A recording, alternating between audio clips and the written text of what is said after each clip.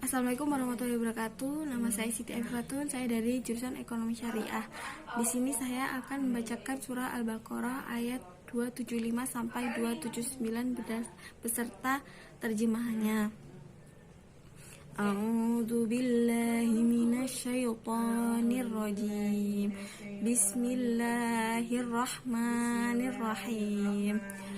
Alladzina ya'kuluna riba la yaqumuna illa kama yaqumul ladzi yatakhabbathu syaitanu minal mas.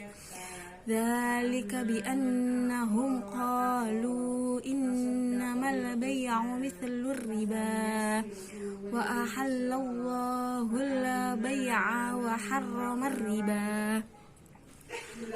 Faman ja'ahu maw'idatun min rabbih fantaha falahu ma salaf wa amruhu ila Allah wa man 'ada fa ulaika ashabun nar hum fiha khalidun.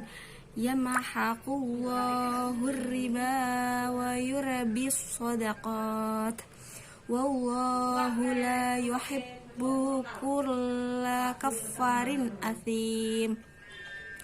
Innal ladzina amanu wa 'amilus solihati wa aqamus sholata wa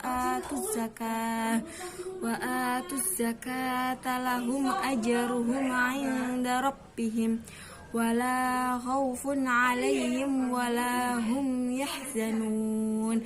Ya ayyuhalladzina amanu taqullaha wa daru ma baqiya minar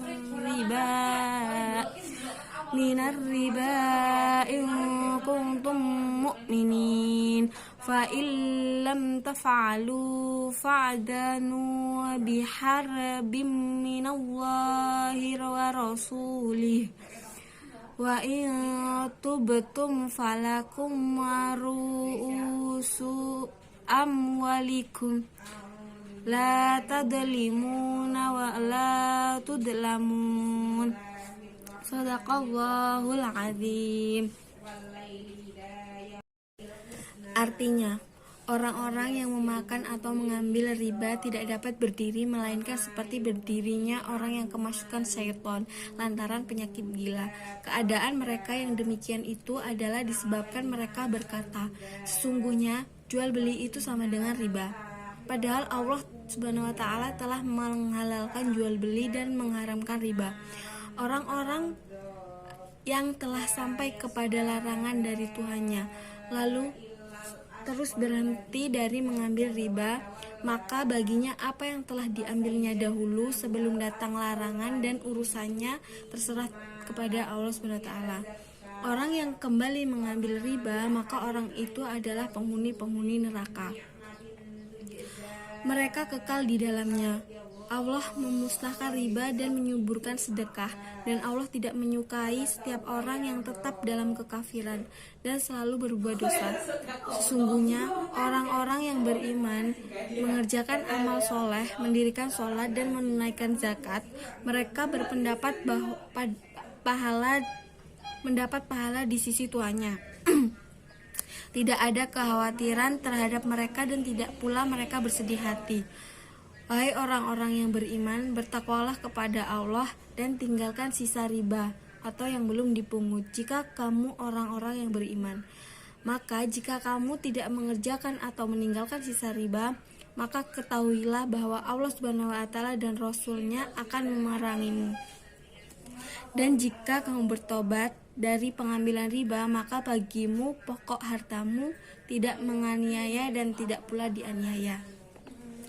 Selanjutnya 10 tanda baca yang terdapat dalam surat Al-Baqarah. Di sana terdapat alif lam samsiah, matobi'i, alif lam qamariyah, gunnah, matlin, tafkhim, ikhfa, idgham bi gunnah, idgham bila gunnah, dan izhar.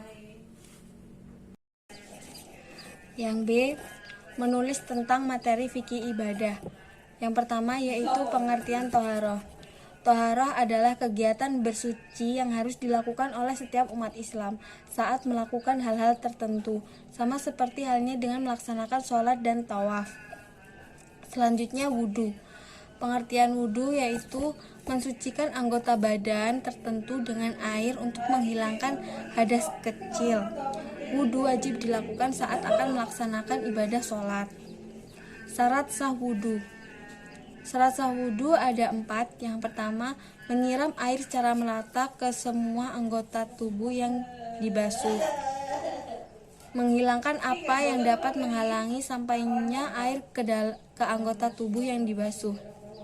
Selanjutnya, berhentinya segala yang membatalkan wudhu ketika dimulainya wudhu seperti haid, nifas, dan hadas kecil. Yang keempat, wudhu saat memasuki waktu ibadah dan masih memiliki uzur atau berhadas seperti menetesnya air seni. Sunnah wudhu. Sunnah wudhu yang pertama yaitu bersiwak sebelum berwudhu. Kedua, membasuh 2 telapak tangan sebanyak 3 kali. Bersungguh-sungguh dalam memasukkan air ke dalam hidung kecuali bagi yang berpuasa. Yang keempat, mendahulukan anggota wudhu yang kanan. Yang kelima, mengulangi setiap basuhan 2 kali atau 3 kali. Yang keenam, menyela-nyela antara jari jemari, tangan dan kaki. Yang ketujuh, menyela-nyela jenggot yang lebat apabila yang memiliki jenggot. Yang terakhir yaitu menyempurnakan wudhu. Jadi wudhu harus sempurna. Batalnya wudhu. Yang pertama, sesuatu yang keluar dari kedua jalan, yaitu kemaluan depan maupun belakang. Yang kedua, tidur tidak dalam keadaan duduk. Yang ketiga, hilangnya akal dikarenakan mabuk atau sakit. Bersentuhan dengan lawan jenis yang bukan mahram. Menyentuh kemaluan dengan telapak tangan. Menyentuh lubang dubur manusia. Selanjutnya pengertian tayamum. Tayamum adalah tindakan mensucikan diri dari hadas kecil maupun hadas besar dengan manfaat pasir dan debu. Tayamum juga dilakukan sebagai pengganti wudhu atau mandi wajib apabila tidak tersedianya air.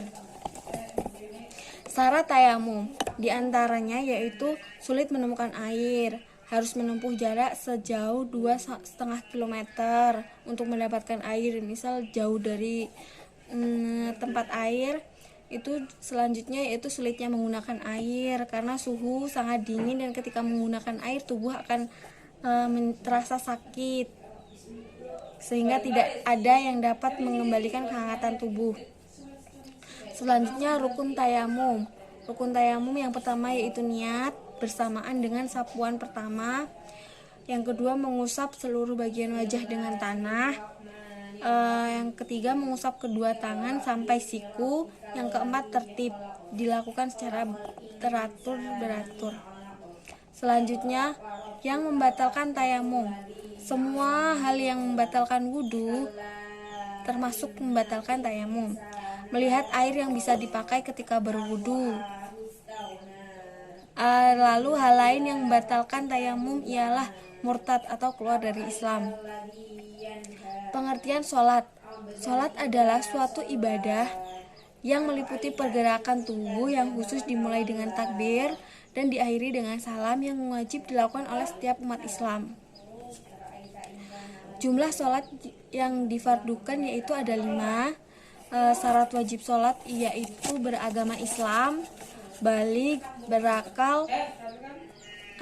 Selanjutnya waktu-waktu sholat. Waktu-waktu sholat ada 5 seperti sholat yang difardukan yaitu subuh, zuhur, asar, maghrib, dan isya. Syarat sah sholat. Yang pertama, toharoh atau bersuci. Yang kedua, suci dari pakaian, badan, dan tempat sholat. Yang ketiga, mengetahui bahwa waktu sholat telah tiba. Selanjutnya, menutup aurat, menghadap kiblat. Cara mengerjakan sholat. Yang pertama, membaca niat sholat wajib, baik zuhur, subuh, asar, maghrib, isya. Lalu takbiratul ihram, membaca iftihah, membaca surat Al-Fatihah, membaca surat pendek, ruku, bangkit dari ruku dengan melanjutkan gerakan iktidal, sujud pertama, duduk di antara dua sujud, sujud kedua, lalu tahiyat awal, tahiyat akhir, mengucap salam. Sunnah sholat yaitu sholat rawatib, ba'da maupun sebelum dan sesudah, sholat tahiyat masjid, sholat duha, sholat istikharah, sholat tahajud, sholat witir, sholat tarawih. Itu diantaranya dari sholat sunnah. Selanjutnya sholat Jumat. Pengertian sholat Jumat adalah aktivitas ibadah sholat yang wajib dilaksanakan secara berjamaah bagi lelaki muslim setiap hari Jumat yang menggantikan sholat zuhur. Sholat jamak adalah melakukan sholat dengan menghimpun dua waktu sholat dalam satu waktu, seperti sholat zuhur dan asar, maghrib dan isya. Sholat qashar adalah melaksanakan sholat dengan meringkas atau mengurangi jumlah rakaat sholat yang bersangkutan. Ini kedua sholat ini diperuntukkan untuk orang yang sedang berjalanan jauh. Pengertian puasa. Puasa adalah menahan diri dari makan dan minum serta segala hal yang bisa membatalkan puasa, mulai dari terbit fajar hingga terbenamnya matahari, dengan syarat tertentu untuk meningkatkan ketakwaan seorang muslim kepada penciptanya.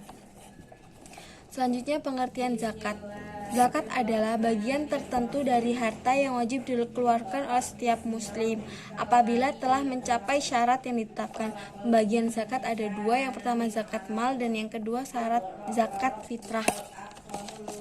Zakat mal ini adalah zakat yang dikenakan atas segala jenis harta yang secara zat maupun substansi perolehannya tidak bertentangan dengan ketentuan agama. Kalau zakat fitrah itu zakat yang diwajibkan atas setiap jiwa manusia, baik laki-laki maupun perempuan muslim, yang dilakukan pada bulan Ramadan. Terima kasih. Assalamualaikum warahmatullahi wabarakatuh.